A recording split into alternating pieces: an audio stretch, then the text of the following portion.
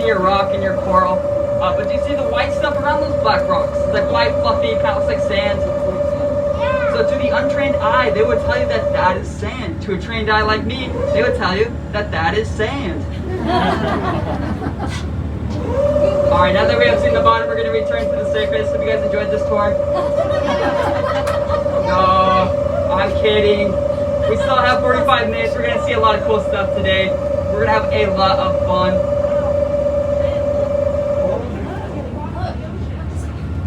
So we're not seeing a lot of species as of right now. We're pulling up to our first spot, which is our South Patch Reef. We're going to see a lot of different species, so I'm going to be sure to point out some of my favorites to you guys.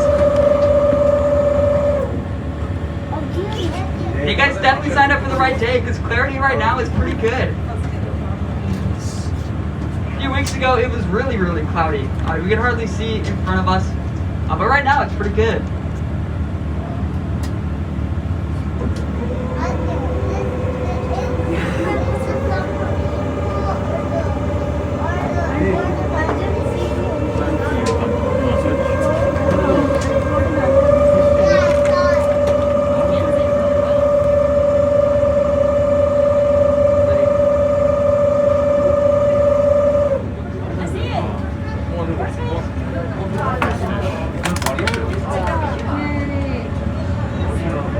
Out the starboard side, we're seeing our first species of fish. That fish swimming behind the coral. Oh, it's actually a unicorn fish. So there's a big big patch of coral. That fish up there with that unicorn horn on his forehead. That is a unicorn fish. Now we're not going to see mermaids, but we did see unicorns. Unicorn fish are actually not defined by the unicorn horn. The blue spine unicorn fish is the only one with unicorn horn. Unicorn fish are actually defined by having two spines at the base of their tail that they can swing around and give predators a nasty cut.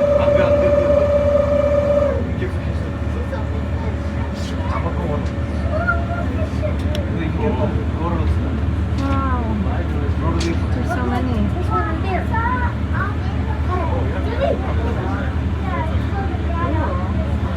So the reef is going to show up on starboard first, but don't worry, port side, we're going to loop around and show you guys that as well.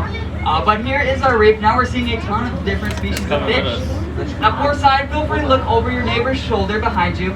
Just remember that here in a few minutes, they're going to be looking over your shoulder. Kind of an eye for an eye thing.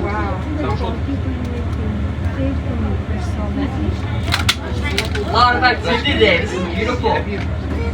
Wow. So this reef is mostly made out of clay coral. Clay coral grows very flat, kind of looking like a plate. Makes up these little caves that these fish can hide in. So clay coral reefs are a favorite among these little fish. Now the first fish I want you guys to notice is these guys like to swim above the reef. They have a black head, black tail, and a big white middle. That fish is your Hawaiian Bacillus, an endemic fish we have here in Hawaii. Endemic means you can only find this guy in Hawaiian waters. If you look at our fish ID chart, you may notice some E's and some I's next to some fish. E is for endemic and I is for introduced. I don't know if you guys know this, but you are 2,000 miles away from the nearest land, making Hawaii the most isolated part of the world. So we have a lot of fish you can only find in Hawaii. We were 25,000. The Hawaiian Bacillus is also known as the Oreo cookie fish with the black tail, black head, and white middle. Kind of looks like an Oreo cookie. Now the most numerous fish we have at this reef is all those little ones swimming above the reef with the brown bodies and bright white tails. That is your chocolate dipped damselfish. They are called that because it looks like somebody grabbed them by the tail and dipped them in chocolate. So we have your Oreo cookie fish, chocolate dipped damselfish. I think somebody was just hungry when they were naming these guys.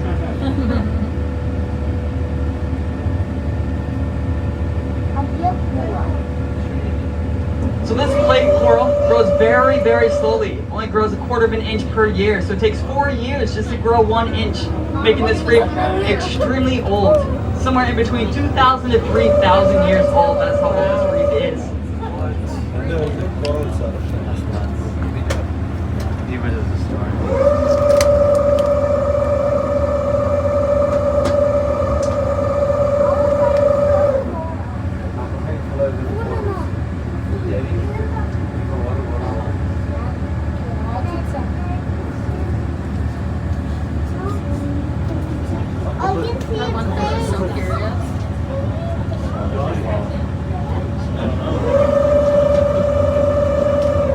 are some sea urchins on this reef, right in front of your windows on the left side where the coral comes out. It's going to be coming by your windows in just a few seconds. But there's quite a bit of these sea urchins down here. They're those big spiky balls. They're going to be laid out on the bottom of the ocean floor. You can see quite a few of them today. But sea urchins not only have those very menacing 6-inch spines all over their bodies, but they have microscopic spines on those big ones. So if you were to get stabbed by a sea urchin and you were to pull that sharp spine out, you're going to get a bunch of these microscopic spines in your skin. Very irritating, very, very annoying. If you catch it early, you can pour vinegar onto it to hopefully dissolve some of those spines. Now we're flipping around. I keep my promises. We're going to show you guys on port. We're not port side. Ooh, that big fish on port side. That really big fish swimming by. That is your amberjack, a very popular sports fishing fish in Hawaii.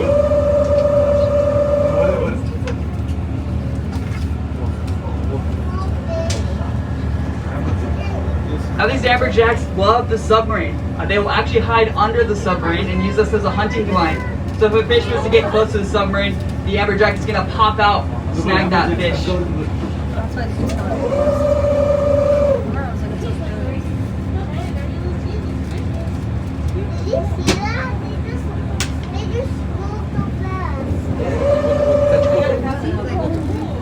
Alright, so I'm seeing the reef from my window. It's going to be coming by your guys' window just in a few minutes. Getting great views of the reef now on port side. Now there's a fish out here, probably the easiest ones to find. Bright yellow, little black beady eye. They hang out at the bottom of the coral. Now if you have ever seen the 100% accurate documentary, Finding Nemo, then you know that this is Bubbles from Finding Nemo. Bubbles the yellow tang. Now in 2004, when the movie Finding Nemo came out, Bubbles was a very sought after fish. Of course everybody wanted Bubbles in their aquarium. So the yellow tang went from a $30 to a $500 fish. They're getting very hard to find in the wild, so they had to raise the price. Now we're seeing a big comeback of these yellow dudes. Very cool to see. They're like the janitor of the coral reef. They'll eat all that nasty green algae off the top of the coral.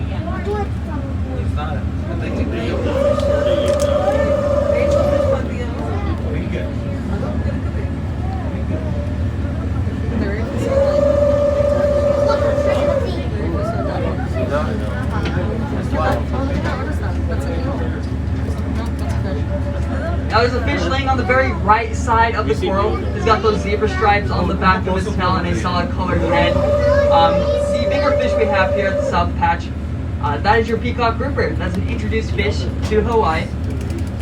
The peacock grouper is a very tasty fish back in Tahiti, so they wanted to see how it would do in Pacific waters near Hawaii. Not very well. These guys are eating things very toxic to humans, so you cannot eat the peacock grouper. And their population exploded.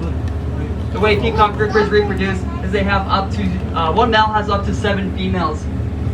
All the males will fight for those females by shining their brightly colored stripes in the sun. Whoever has the shiniest stripes gets all the females. If they can't decide who has the shiniest stripes, they will begin to attack each other. So because they have so many females to one male, they can reproduce very, very quickly. So we are headed away from the reef. We're going to head north, but don't be discouraged. We're going to see a lot of cool stuff. In fact, on the way, we're going to see 2 antique anchors. First one's going to show up on starboard, and second one's going to show up on port. But this part of the ocean you are in right now is the open ocean. The only fish we see out here are fish that are really small, that can hide in the coral, or fish that can defend for themselves. They don't need the safety of the reef. So if you see anything cool, be sure to let your neighbor know. You can let me know as well. Or you can hold it to yourself. It's kind of rude, but you can do that.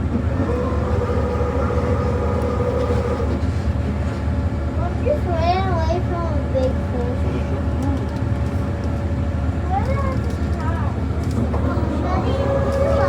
Off on port side, those fish with the orange around their tails, those are unicorn fish. The unicorn fish, like I said, some of them don't have the unicorn horn. Like those guys, that was your orange spine unicorn fish. They have those spines on the back of their tails. Now they have that orange donut around their tail as a warning sign to predators saying, I have very sharp spines, you do not want to mess with me.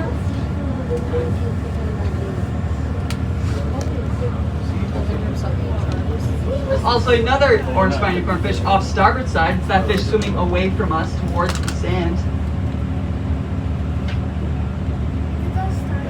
most numerous coral we see in the open ocean is finger coral. Finger coral grows from the sand, looks like skeleton fingers sticking out from the sand.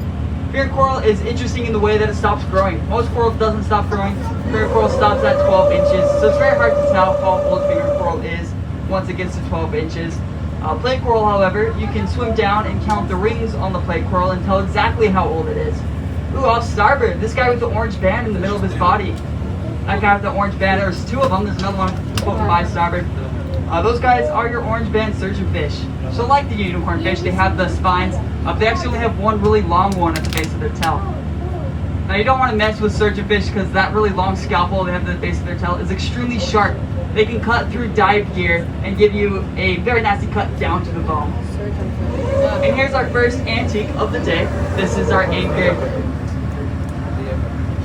Now these anchors are very hard to tell exactly how old they are, but we do know they are from a whaling ship. So they're about 150 years old. They've been down here for quite a while. The second one's going to show up on port side here momentarily.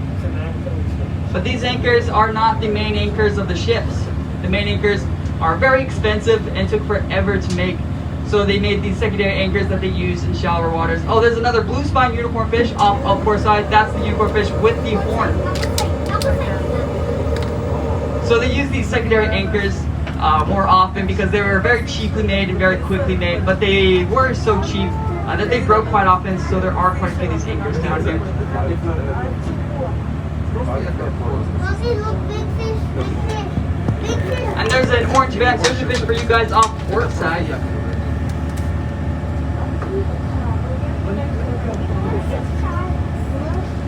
How far down the coral?